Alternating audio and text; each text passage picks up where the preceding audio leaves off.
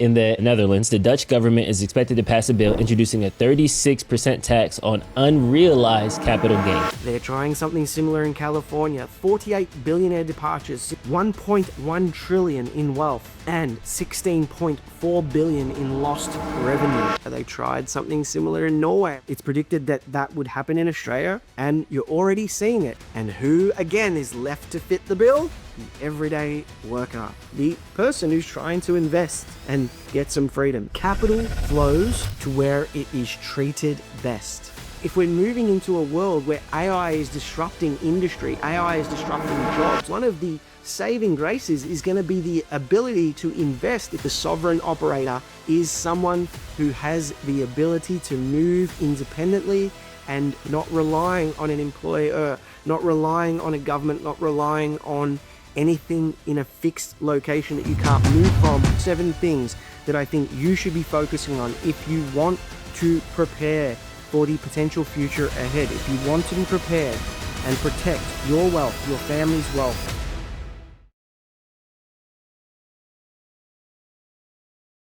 All right, we're back, and today we're going to talk about something that I'm sure you've heard spoken about in various different countries and shapes and forms, the unrealized capital gains tax debate. Well, it's not just the debate in the Netherlands that has been introduced. They're trying something similar in California. They tried something similar in Norway. I'm going to show you how those taxes have actually gone down. I'm going to talk about Australia and the dangers that we have here in this country and what we need to watch out for, how we can potentially see in advance if these things are going to come and affect us here.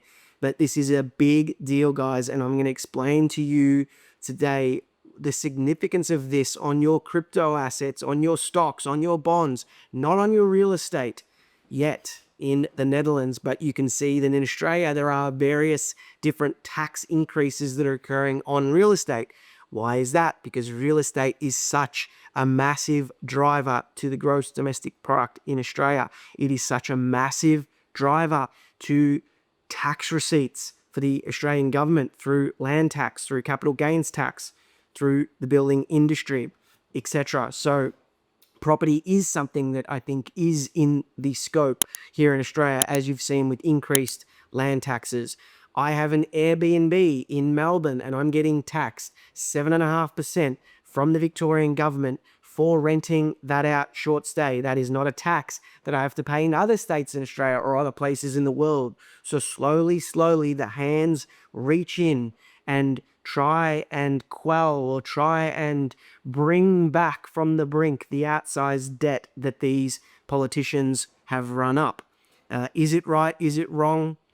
Well, you probably know where I lean on the matter, but today we're going to talk about what it means, what we need to look out for here in this country, and what are some possible alternatives to protect your money.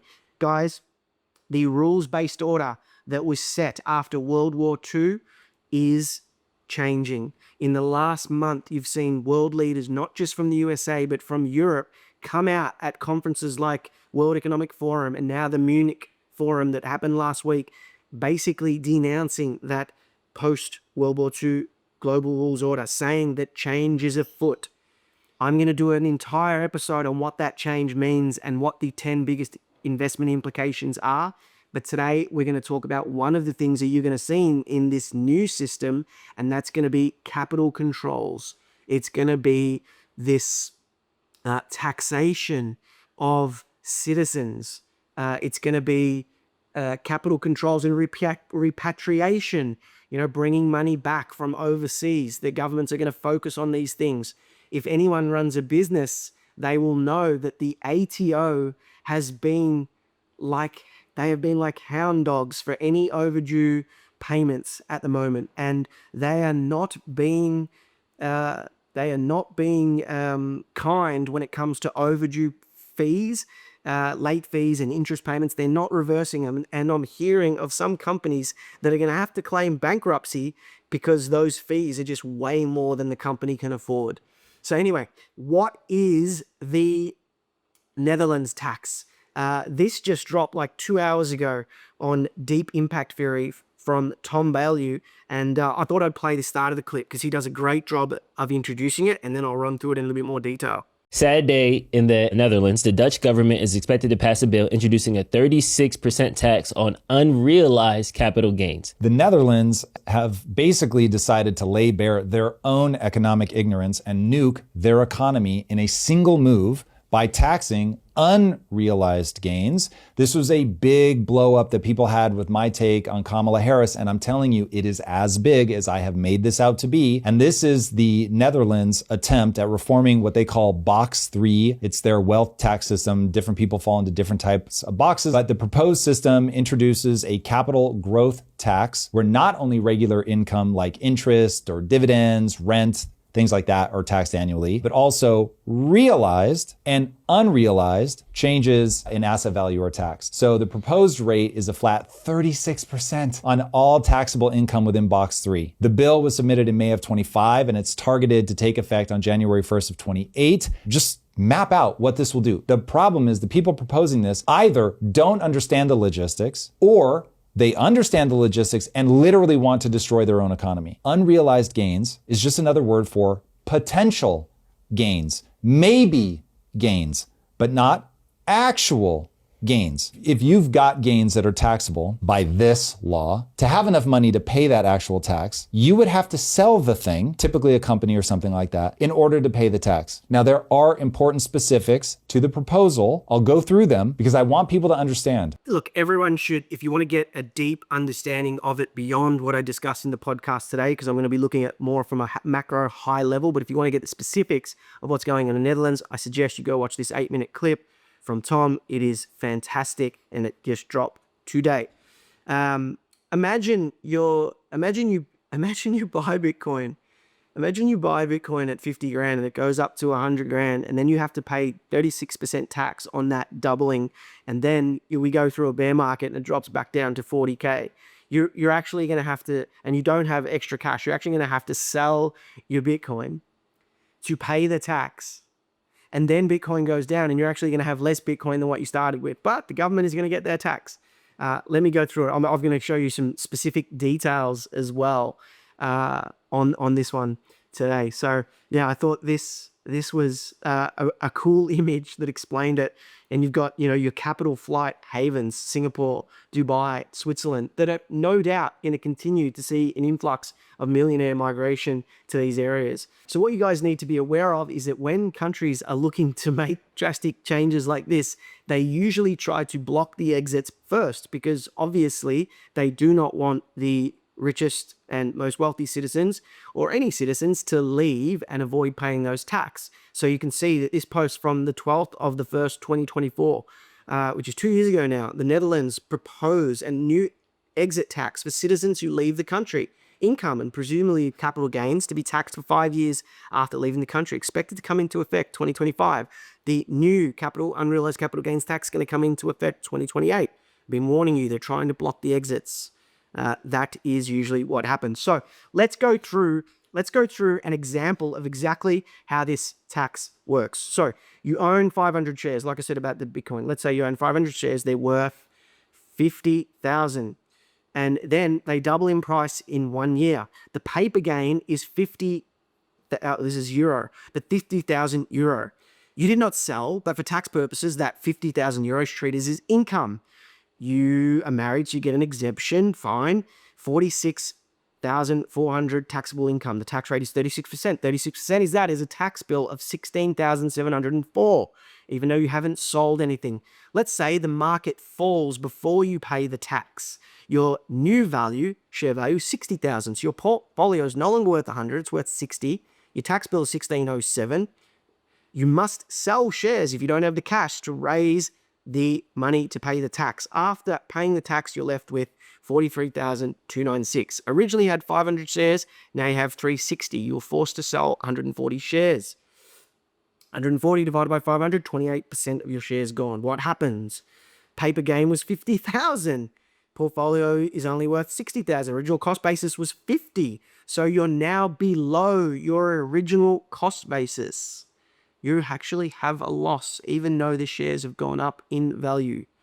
Crazy, hey? And not. And the other thing to consider as well is the founders, substantial founders, won't actually be eligible to pay this tax, which is correct, right? If you're a founder of a company, you shouldn't be eligible to pay a tax on a company that you're starting and bootstrapping and, putting out there and grinding for. But it's the retail investors, the savers, those who don't have a company, probably working a 9 to 5, that are going to foot the bill, right? Recently, Invest Answers, James from Invest Answers, put this analysis together on a real example, but this time on a company that most people understand, Tesla. Let's say that you have a $1 million Tesla's position, all right? And there's a lot of his subscribers actually do have $1 million of Tesla. The CAGR, so the historical CAGR, Tesla's usually gone up at 35% a year. That's the compound growth rate, right? That's why people are long Tesla and willing to hold through dark times and Elon going crazy and all these different things. So after 10 years without the tax, if your $1 million keeps compounding at 35%, after 10 years, you would have 20.1 million if Tesla keeps going up at that CAGR. There's a lesson in that. There's a lesson in that in itself. Bitcoin, Tesla, all these growth assets that have these high CAGRs. Can they keep growing? Do you want to be putting 100,000 or $1 million in now? Because this is what it is if you're willing to be patient and wait 10 years and the company or the asset continues to grow at the same CAGR. Anyway, with this tax, 36% on annual unrealized gains, your effective compound rate collapses to 22.4%. That is minus 6.7 million. So the difference with the tax and without the tax is huge. You would have, this is the power of compound interest. This is the power of a high CAGR, a 35% CAGR versus a 20% CAGR. Instead of having your 20 million, you would only have 7 million with the new tax. So you've lost 13 million in future wealth. There's the table. It's all there. Killing the miracle of compounding and wealth creation. Why are they doing this? Why are they doing this stuff? But, guys we all need to be considering that having investments worth, maybe some people only have 10,000, but you want to get to the point you got 100,000 or $1 million of investments. It really, if we're moving into a world where AI is disrupting industry, AI is disrupting jobs, AI is disrupting so much, one of the salvations, one of the saving graces is going to be the ability to invest. If you're lucky enough to have capital now, it is going to be the ability to invest that money smartly to get through this transition. Governments are now putting the squeeze on that ability. The Netherlands has. Which other governments will follow? Side note, ASML is actually the largest stock and the most popular stock in the Netherlands, right? So this is a company that is crucial to the AI bottleneck story that I've discussed. It is the only company in the world that produces extreme ultraviolet lithography machines. These are required to produce the imprints on the semiconductor chips that TSMC, Intel, Samsung, Nvidia, etc. all are making. They have a monopoly over this. So if this law comes in and you see forced selling of ASML, in my opinion, that would be a buying opportunity. That would be forced selling, which means the change of hands of the asset out of Dutch hands and into foreign owners. So keep that one on your radar. Just thought I'd throw that in. So where else are they trying this? Well, in the great state of California. You've heard it, tax the rich, tax the rich, tax the rich, pay their fair share now. You see this beautiful cartoon, right? I went to this website, this California Wealth Exodus website. It is amazing. It shows you how much revenue has been lost by the Californian government since you arrived at the website. I've been here for about a couple of minutes now, but they will lose. There's 48 billionaire departures since the new tax was introduced. 1.1 trillion in wealth and 16.4 billion in lost revenue. Guys, are you serious? So what ends up happening? Well, all the citizens without assets, all the people in this chart here that are yelling, tax the rich, the doctors, the nurses, supposedly, all these different professions, supposedly were saying tax the rich. Who is going to foot the bill? They're going to foot the bill. It's not the billionaires that leave. It is these poor nurses, these poor tradies, these poor doctors and technicians and teachers that are going to foot the bill, because the rich have mobility. They have true freedom and they have mobility. And that's something I'm going to be talking about later in this pod. I'm going to drop a little nugget for you. Where else has they... Oh, let's just quickly look at this.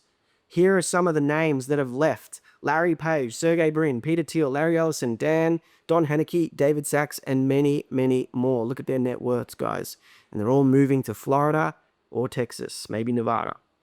Norway tried this. So Norway proposed a tax hike from 0.85% to 1.1%. This was for their wealth tax. And they projected that that would give 146 million annually. What actually happened?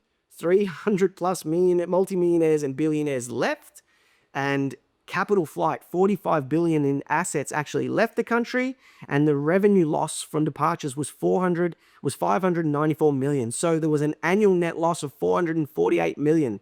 The plan backfired. The country lost money, and who again is left to fit the bill? The everyday worker, the saver, the person who's trying to invest and get some freedom. Yes, they're the ones that foot the bill. Australia, back home. Let's look at Australia. So Australia plans to tax unrealized gains would set off a millionaire exodus. At the moment, so it's predicted that that would happen in Australia, and you're already seeing it. My co-host and friend, Adam Hudson from the Unemployable podcast, has left Australia. Multi-millionaire, employed hundreds of people and added so much value to the citizens of Australia, has now left, will not start a business in Australia. That is a net loss for the country, in my opinion. Who is footing the bill? It's those who don't have the mobility, that are back waiting in the beautiful country of Australia, that have to foot the bill. Australia so far hasn't proposed this on anything except superannuation, right? So the Division 296 tax has been proposed. This is announced by the Labor government, introduces additional tax on certain earnings with individuals' total superannuation balance where that balance exceeds 3 million. The original proposal measures had caused some concerns, particularly the proposed to tax unrealized capital gains in the absence of indexation to the $3 million threshold. So originally they didn't have the $3 million threshold. Now they have the $3 million threshold. You know, if you've got $1 million, etc., it is going to eventually affect you. But the increase in money supply, $1 million doesn't buy as much as it used to. But what if they start to introduce these taxes for regular citizens, regular investors, not just superannuation funds, not just the rich who have $3 million to retire on? Yes, it's okay now. It's okay now that affects the rich. But what about when it comes and affects normal people? Or people like you guys watching this show? Then it becomes a problem. I find this meme hilarious, right? You've got so many countries where this is occurring. You've got the immigration and the people coming in, and you've got the people leaving. And they're going to look and go, why is everyone leaving here? We only have to look as far as the UK at the moment. The UK has the biggest, the largest exodus of individuals and millionaires of any developed Western country. So these countries all have similar policies in place. They all have similar communist, socialist type policies. A lot of green, a lot of trying to block free speech. They all follow the same playbook. In my opinion, it is a national security threat. The USA have been saying this. Europe is starting to cotton onto this. It is a problem. It is a huge problem. And if you don't believe me, if you don't believe me, watch this video, right? These countries will also start to prevent physical mobility. This is Ava. She was recently on Tucker Carlson. She's Dutch, it seems. She's spoken out in relation to the Dutch proposed tax. She has 1.2 million followers, but listen to this. So I just got an email I didn't expect. I have officially been banned from traveling to the United Kingdom. I'm not allowed to enter the country because the UK government under Keir Starmer deems my presence in the UK, and I quote, not conducive to the public good. I don't know what that means. Since when is being conducive to the public good a requirement to enter a country? I mean, especially the United Kingdom, where, if I'm not mistaken, thousands of illegal immigrants enter through the channel every day. Every day. Nobody's asking them to be conducive to the public good, but I cannot come. And now this email came out of the blue in the sense that I didn't apply for an ETA now. I went back in September to join the Tommy Robinson rally where I spoke. And I was planning, I should say, to do that again in May. Guess not. And now the timing is quite suspicious, isn't it? Because 3 days ago, I posted this about Keir Starmer, calling out his hypocrisy that he wants to ban X because of women's safety, whilst at the same time, he's the one who's allowing these migrant gang rapes to happen.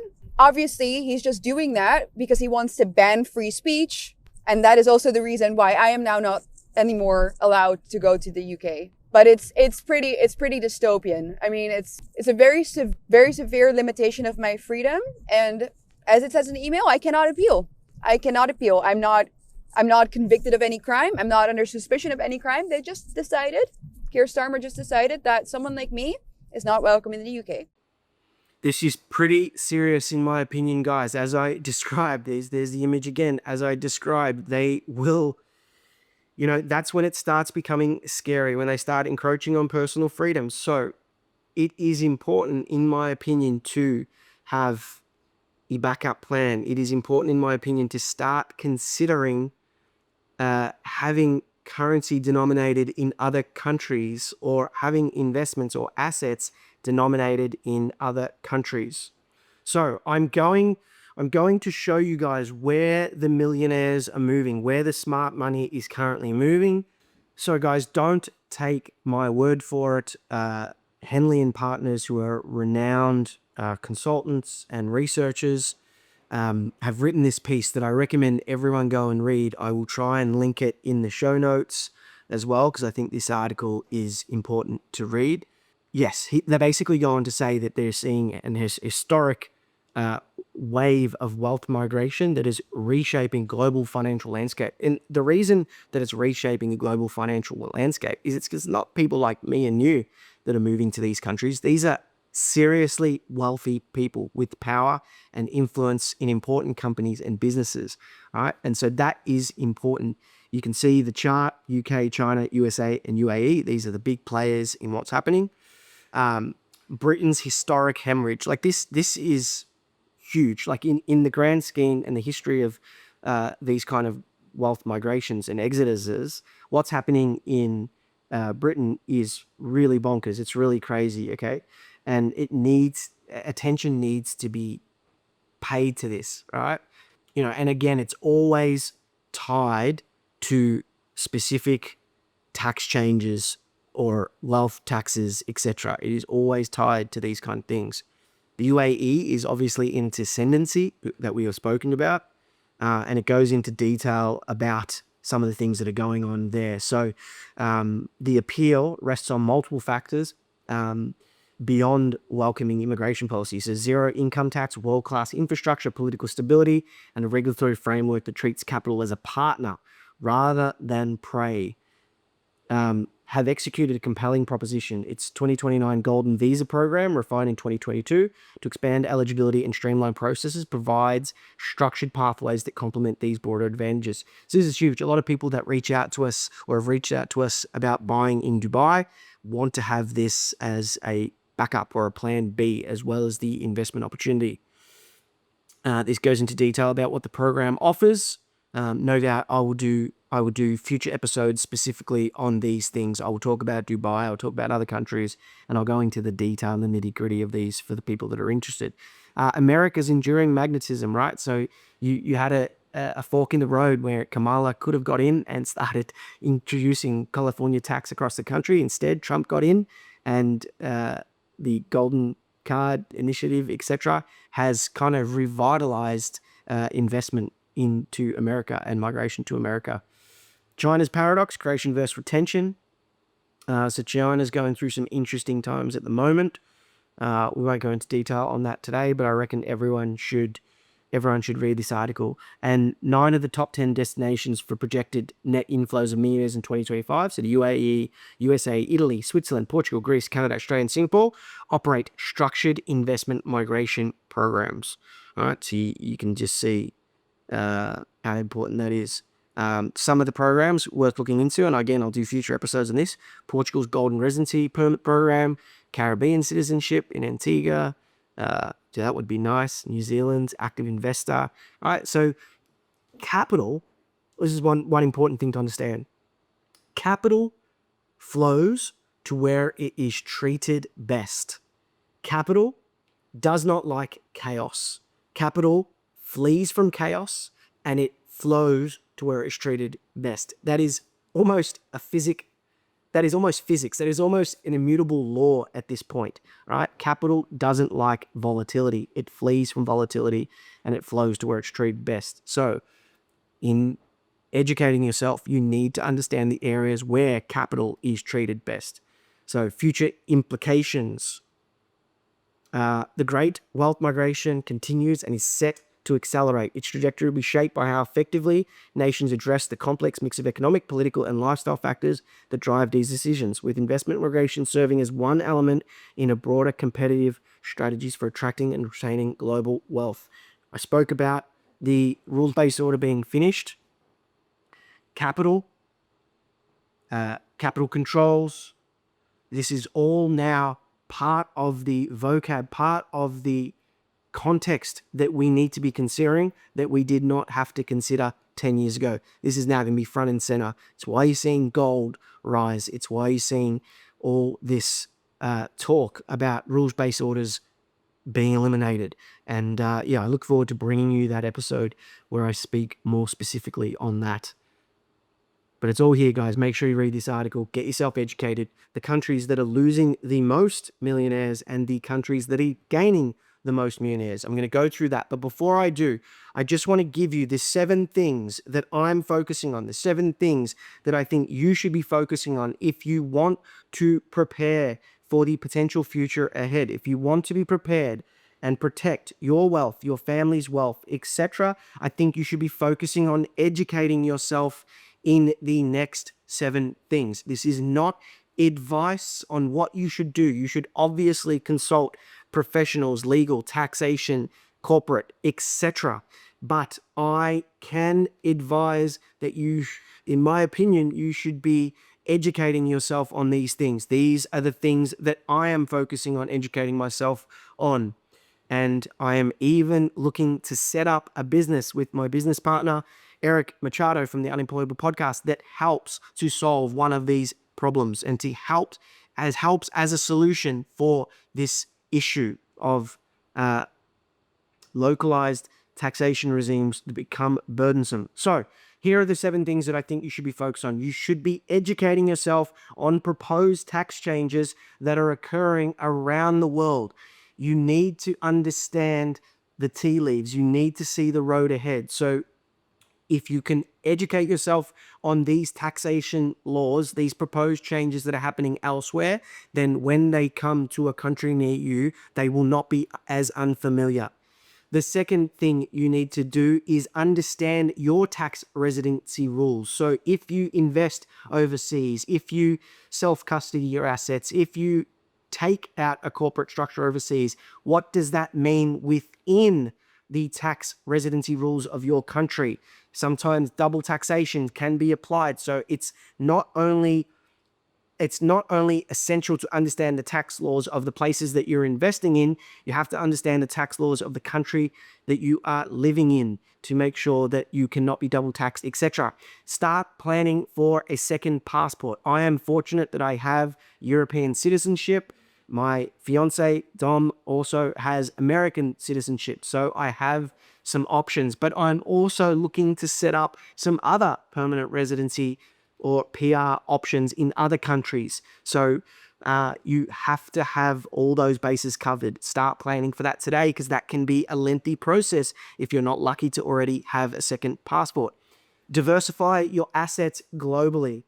So this is a huge one. There are jurisdictions that are much more friendly with relation to their capital gains tax, in relation to their income tax, etc. Again, you need to understand your own country's tax residency laws first, but you can diversify your assets globally.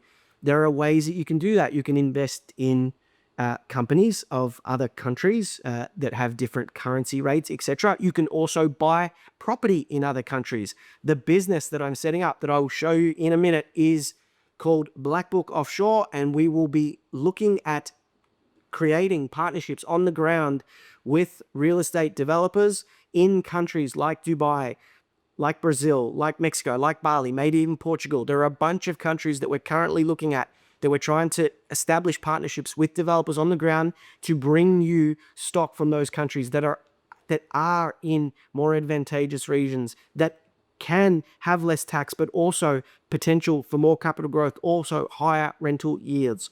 And I'll show you now evidence that the wealthy are doing this already.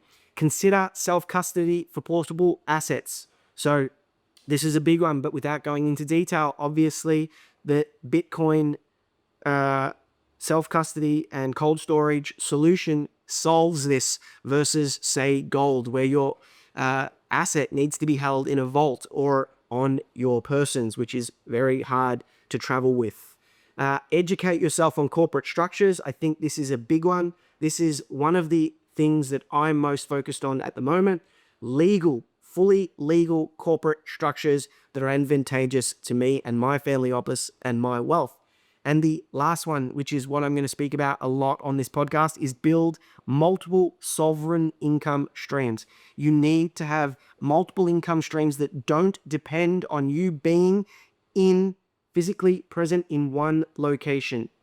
The sovereign operator, in my definition of the sovereign operator, which you're going to hear me speaking about a lot over the coming weeks, is someone who has the ability to move independently and take their income with them, or that income follows them. Their investments, their assets, everything follows them no matter where they go. That is being sovereign. It is being self-sufficient, not relying on an employer, not relying on a government, not relying on anything in a fixed location that you can't move from for your family's money and freedom. They're the 7 things, guys. They're the 7 things that I think you guys should be focusing on.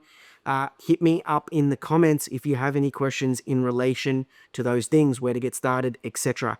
All right, now let's have a look at some of the data that basically shows that this millionaire migration is happening. So this was the 2024 data. Millionaires arrived in Canada and USA.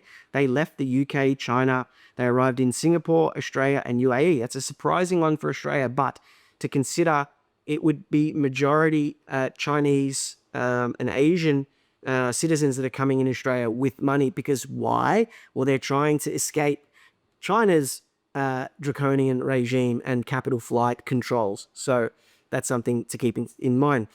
This is the updated chart for 2025. You can see, again, the UAE tops the list. The United States has increased. Italy. Now, Italy's an interesting one because Giorgia Meloni, right-leaning president, is starting to increase visas, and she is starting to make it more advantageous for people to enter the country and have favorable tax regimes. You'll even see Portugal is on that list now, another country that's starting to do that.